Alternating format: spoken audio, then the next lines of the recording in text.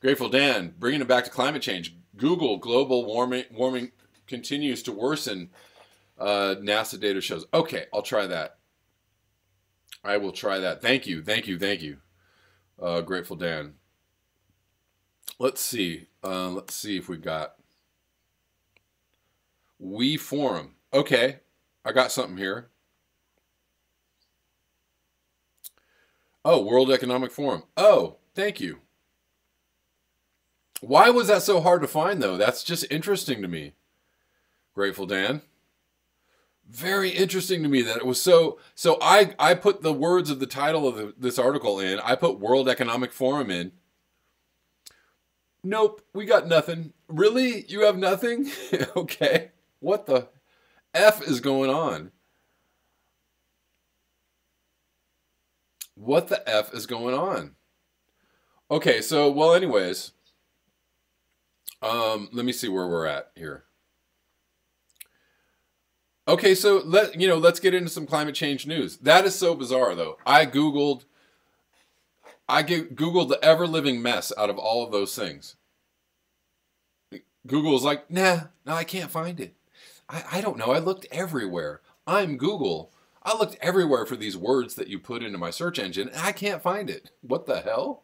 Yes, they are trying to hide the article. Of course they are.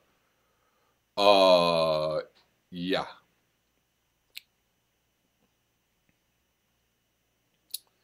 Rich Diana with T-Dump down. Maybe the EPA can stage a coup. Maybe. Yes, Hapsataki. Sounds like you're getting some really customized search results. Indeed. Noel, I wouldn't put it past him because there's all kinds of weird stuff, not just on YouTube, but all across my social media. Very weird things are happening all across every single one of my platforms, like my own personal platforms where I'm not talking about politics or climate change or anything, right? I might just be talking about music or, my garden, like totally innocuous subjects.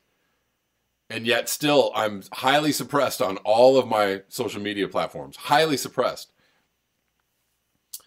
It makes me think that somebody's like, F this guy. We don't want anybody paying attention to what this guy has to say.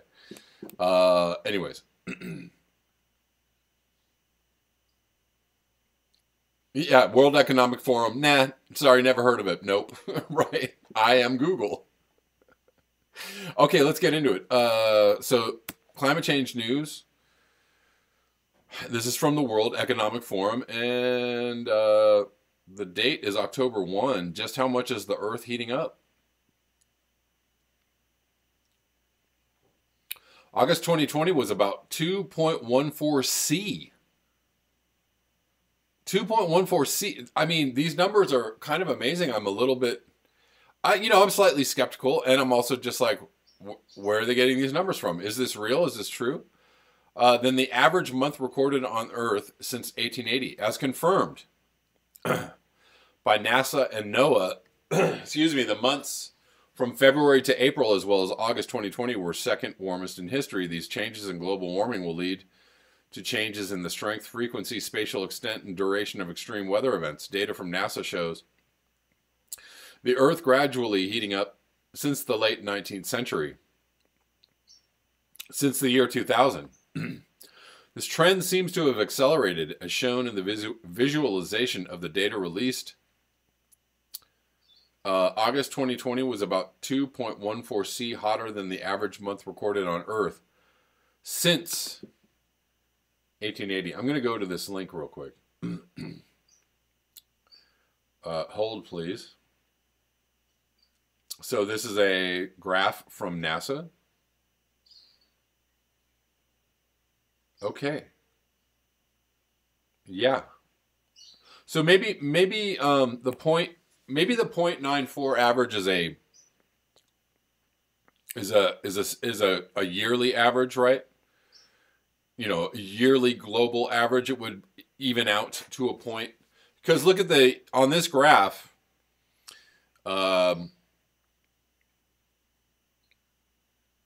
Let's see. They're showing a negative indicator here in January. also negative, you know, negative in winter, positive in summer. But it looks like, yeah, on this graph, this is from NASA.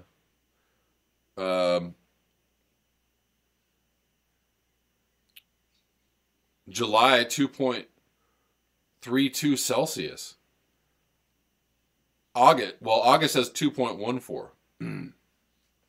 2.14 C. Holy moly. So now I'm confused.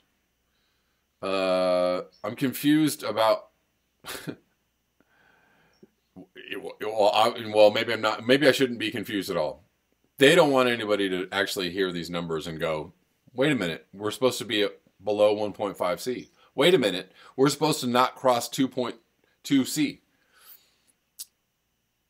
I'm going to go back and read this again. Data from NASA, which I just showed you, shows the Earth gradually heating up since late 19th century. Since the year 2000, this trend seems to have accelerated as shown in the visualization of the data released.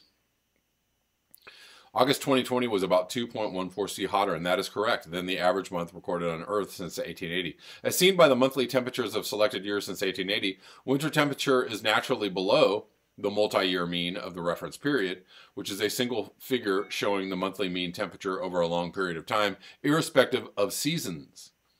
Summer temperatures are naturally above the base period multi-year mean, but have been diverging further and further from it. Wow. So, yes. Maybe that's what the WMO, remember the WMO article I read a couple months ago saying that, you know, we could see a 1.5 global average in the next 4 years. So maybe, you know, I guess it just depends on how you want to skew the numbers, right? And they're doing their best to skew the numbers. They're doing their best. They're doing their damnedest to tell you we're only at 1C. We're just about to hit 1C, right? When the guardrail is supposed to be 1.5 or 2C, and we're easily reaching 2C and above in certain months of the year, right? We've blown past 1.5, way past. Get on any given month, right? On a given month. Holy moly. So yeah, they're Al-Hamaf fake news. So the average is 0.94 boiled rope lampposts. I'm reading yours. August was 2C hotter than average. Yes, so that's what they're saying, man, and that is very interesting to me because, again, the media, the official narrative is that we're at 0.94 or we're at 1, or sometimes they'll say we're at 1.1. But golly, guys, we gotta keep it below that 1.5 here, you know, and we got to do that before 2050. Oh my God. And we certainly can't reach 2C. Well, we've already reached 2C in the month of August. We've passed 2C. In the month of July, we've passed 2C. Holy shnikes, this is crazy. Let's go back to this graph. Look at the, in the month of June, 2.07 C. We're past 2C. Depending on what time of the year it is, we're past 2C. We're way past 1.5. Let's look at May. We're at 1.5, 1.48 C.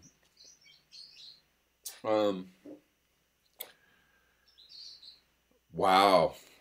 Well, thank you, Grateful Dan, for alerting me to this. Just one moment, guys.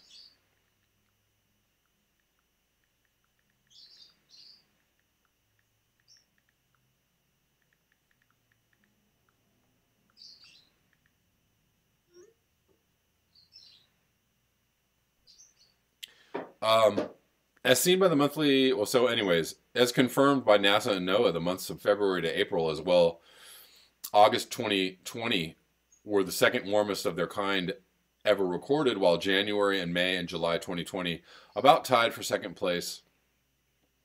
Scientists at NOAA are projecting that 2020 will become the second hottest year ever recorded. As of now, 2016 exceeded the Earth's mean temperature most, calculated for the years from 1980 to 2015 and used as a reference period for the chart. 2019 was also really scorching and is currently the second hottest year on record until we beat it this year. Wow. Monthly divergence from average temperature.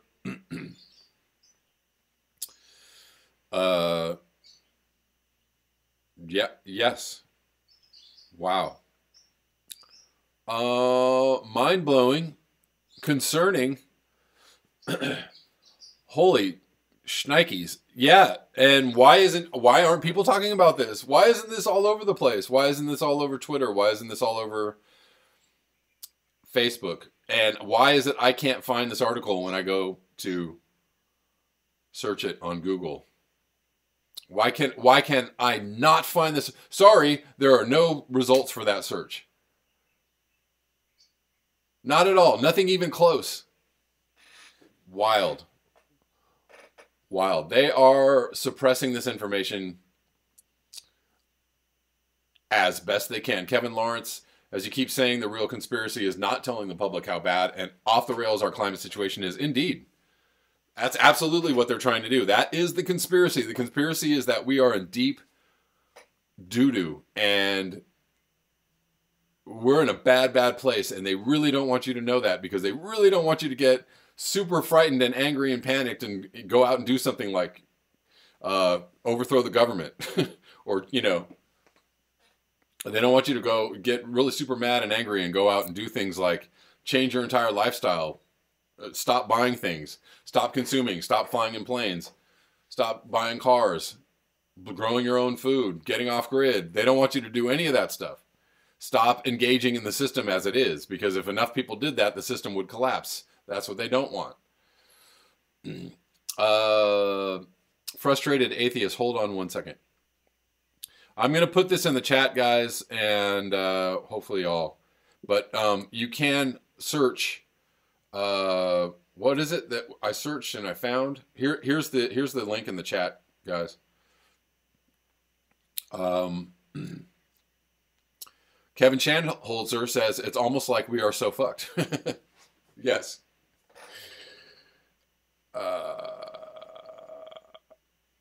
Yes, Keith Hayes, you do need our background info to know how this graph is different from others and more doomy. And how, you know, and you wonder why so few people understand what's going on. Because they're not seeing this stuff at all. This article is being buried. Absolutely buried. Google is burying this article. I tried to look it up on Bing. Bing is burying this article.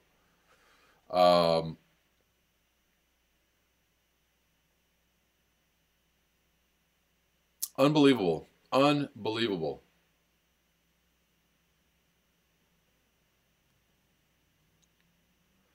Rich Diana says climate change news from the corporatocracy is as reliable as T-Dump's doctors. The doom just got doomer, Noel Wilson. Yeah, indeed it did. Indeed it did. I'm aghast. But not surprised, but, you know, really aghast.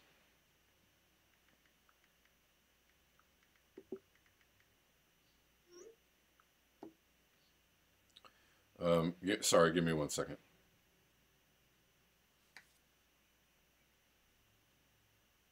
Give me 1 second.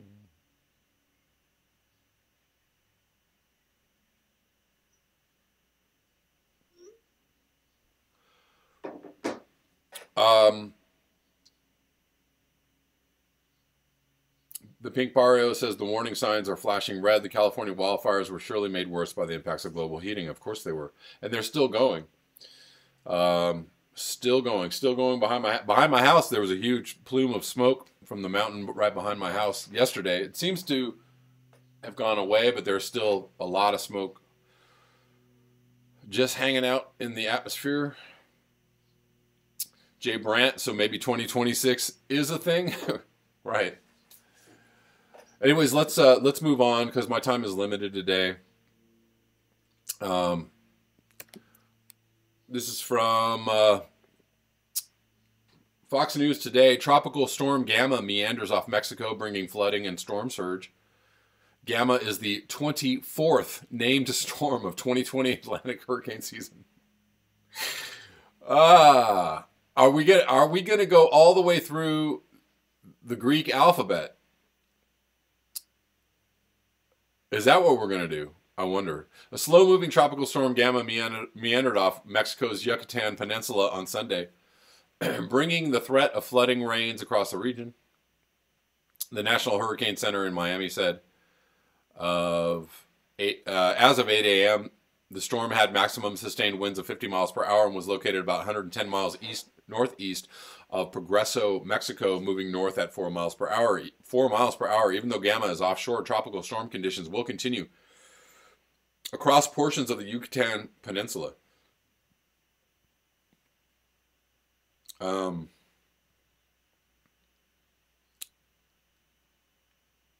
Forecasters say that Gamma is expected to bring an additional 2 to 4 inches of rain, with isolated amounts up to 6 inches for the northern Yucatan and far western Cuba through Tuesday. Some of the moisture is also heading into Florida, where some areas have seen over 7 inches of rain in recent days.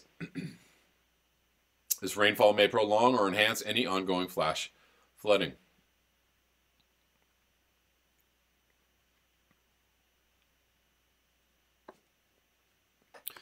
So that is happening as well.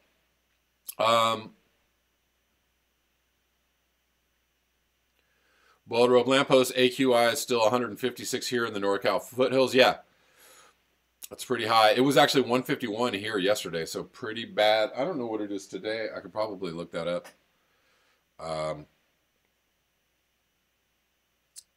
Although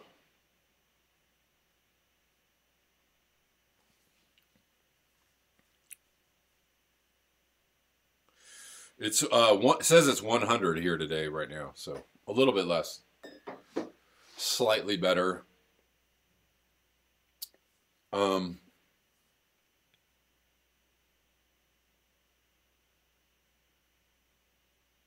Duncan McCown says, I hear there are now record temperatures occurring in South America. Yes, there already are. They're already reaching 111, 115, 119 in one place in South America, experiencing high heat events.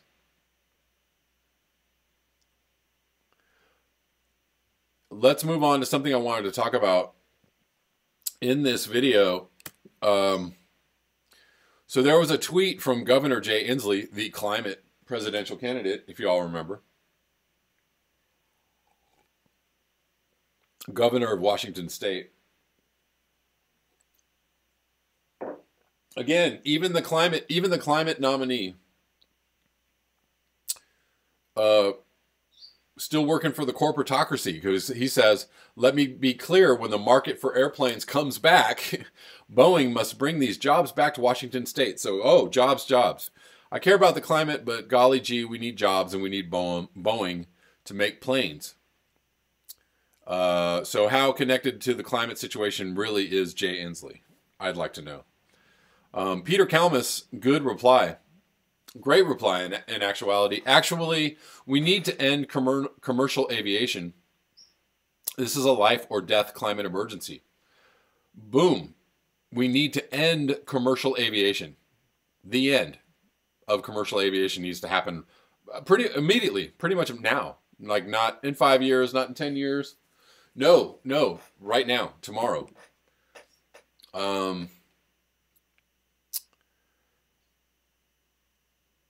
So he also tweets, this is a good one, a follow-up. It takes a few steps to reach this conclusion. 1, this is a climate emergency, so act like it, right? If you don't agree with this, you don't agree. You won't agree. 2, there's no carbon-free aviation at scale until mid-century, if we're lucky. There is not. So it must end. It has to end. Just like cars have to end, trucks have to end, ships have to end. At least on a major, on the level that they're working right now. 3, we don't need aviation, not the way we need food, for example. And so a whole lot of people tweeted at him, F you, I'm going to fly. I'm still going to fly. Shove it, Peter. All that kind of stuff. I'm an American. I'm just gonna just poop on everybody because I don't care. F you, smart guy. That's, a lot of the reactions to this tweet. And he says, so just to finish up, to all the "do you want us to live in caves" people here, the answer is no, but I also want a planet that can continue to support human civilization. I'm going to see if I can read this. Decent living is, of course, a subjective concept in public discourse. However, the current work offers a response to the cliched populist objection that environmentalists are proposing that we return to living in caves. With tongue firmly in cheek, the response roughly goes, yes, but perhaps these caves have highly efficient facilities for cooking, storing food, and washing clothes. Low energy lighting throughout, 50 liters of clean water supplied per day per person, with 15 liters heated to a comfortable bathing temperature. They maintain an air temperature of around 20 C throughout the year. Irrespective of geography, have a computer with access to global ICT networks, are linked to extensive transport networks, providing 5,000 to 15,000 kilometers of mobility per person each year via various modes, and are also served by substantially larger caves where universal health care is available, and others that provide education for everyone between 5 and 19 years old. At the same time, it is possible that the amount of people's lives that must be spent working would be substantially reduced. So, it's a kind of a utopian, I don't know if you want to call that tech utopian, or, somewhat utopian, maybe eco-utopian idea of what a kinder, gentler society might look like. I don't know. There are some things that could be parsed around that. But, however, obviously we can have comfortable lives without all the things that we think we need to have in order to be comfortable, right? You just need food, you need water, you need healthcare. And you can have all of these things be highly localized, highly regionalized. And, globalization, anything other than maybe communication, as far as like maybe the internet goes, globalization needs to go way down, right? The globalized economy needs to pretty much end as we know it. Other than, say communications or telecommunications.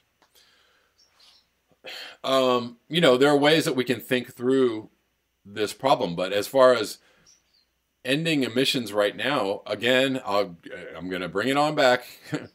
For those who missed it before, COVID showed us how to do it. You stop people flying in planes.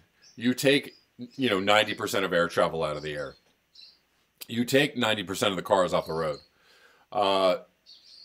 You end the need for people to go travel to their jobs.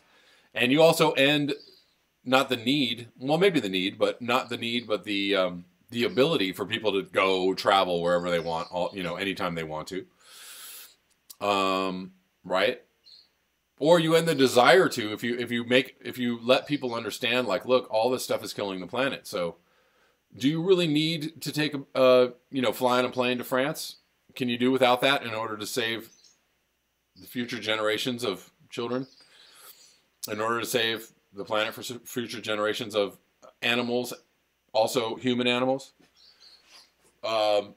So, in Boulder Road Plant Post, no new caves. Right, but that's a good point. No new caves, no new things, no new stuff. We have plenty of stuff on this planet. We could stop making stuff right now. We got clothes, we got bikes, we got all the things that we could possibly need to live very, very comfortably. Noel Wilson says hydrogen trains are running in Germany. That's great. Andy the Gardener, hydrogen is just another big old battery we can't charge. But look, if we took the cars off the roads and said, look, most of your business and what you're going to be doing is going to be hyper local, hyper regional. And there is absolutely no, and in case you might have a need, to travel far long ways away. Here is this, publicly run transportation that will take you there, maybe for free. I don't know.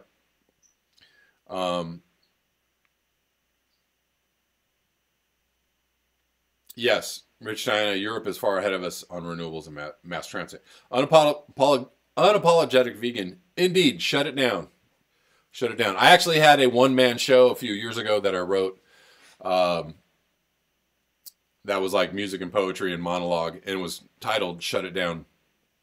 Basically about this subject that we're talking about right now, shutting down most of civilization or society as we know it in order to deal with the climate catastrophe. Christian Sorensen, you'll have a worldwide civil war from such a suggestion. I know this. However, if you have people on board with messaging, if you have every media outlet on the planet saying, guys, we just hit 2.14 C above average in August in 2020. Do you think that might be a problem? Do you understand how bad this is? When we hit 3C or 4C, that's going to mean a whole lot of people dying. That's going to mean a whole lot of food not getting grown. If you had every media outlet in the country and Google giving you searches for when you search, how hot is it? How hot is it actually right now? How hot is the actual temperature above global average right now? And Google says, no, sorry, we couldn't find anything for that search. If you had Google saying, hey guys, the time is going to come very soon when we're going to hit 3C or 4C above average, in a given month in the middle of the summer. That's going to mean bad things for a lot of human beings. Maybe people might be willing to change their entire lifestyles because they're getting the information. Guayamashi says civil war equals lower population. Right. Bold rope lamppost, we need bold ideas indeed. These are just the ideas that we are talking about on this very channel.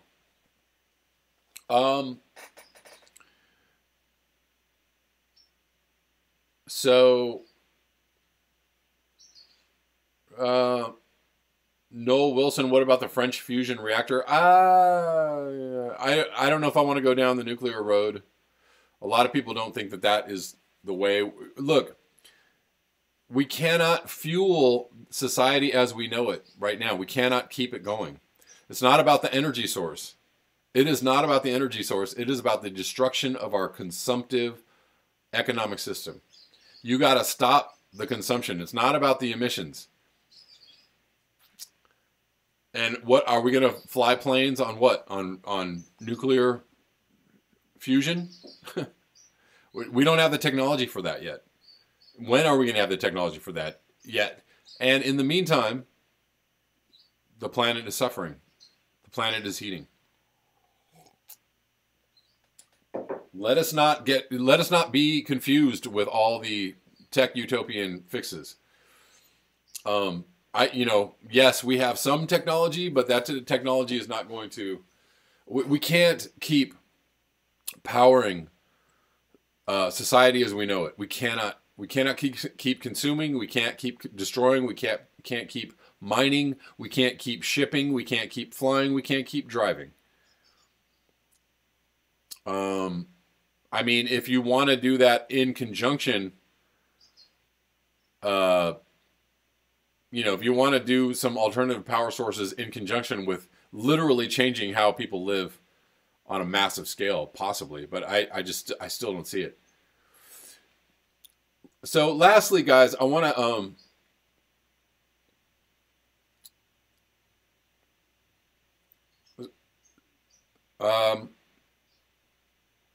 I just want to say, at least somebody is talking about this. Peter Kalmus is talking about this, and we need more climate-aware people, climate-savvy people, and climate scientists and climate communicators to communicate where we are at in the situation, where we are at, and what is going to be necessary, or what things are not going to be allowed to continue in order to stop destroying the planet. Right? So, lastly, I want to bring this up because I think this is very interesting. Right, Rich Diana, I agree. California needs to restructure most of their cities. Well, the entire planet needs to restructure most of their cities. Every city needs to restructure itself. Okay, lastly, I'm going to show you guys something. So this is a very interesting idea. I was listening to, you know that every once in a while I like to go down the road of like the weird idea that humanitarianism is actually contributing to the destruction of the planet, right? Like I'm a humanitarian and I believe that people should do right by each other and treat humans with respect and dignity. And all humans should be deserving of respect and dignity. However, humanitarianism or the humanitarian ideal is used for a lot of terrible things, right? It's used for a lot of planet destruction. It's actually used for war, right? To lie us into war. Oh, it's a humanitarian problem. We've got to send troops in there, right? When maybe that's not the real problem. The real problem is that they have some oil that we need. They need some freedom because they got some cobalt that we need to use, right? So I was listening to Useful Idiots, and they had I believe a law professor from Yale, talking about the Supreme Court situation. But at the very end of the segment of Useful Idiots, they start talking about war, the anti-war movement, and they talked about how Tolstoy was conceptualized or had a concept that as war becomes more sanitized or humanitarian, right? As war becomes less lethal, it becomes more regular and more accepted, right? So now all our wars are smart wars and we have fewer casualties, but yet we're somehow okay with being at war all the time in all these places around the globe.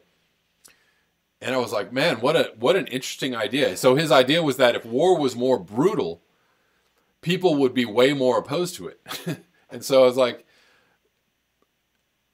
interesting on some level. So it's like the Jevons paradox of humanitarianism, right? Jevons paradox is about the fact that the more things become, the more efficient we become with our technologies, the more energy we use.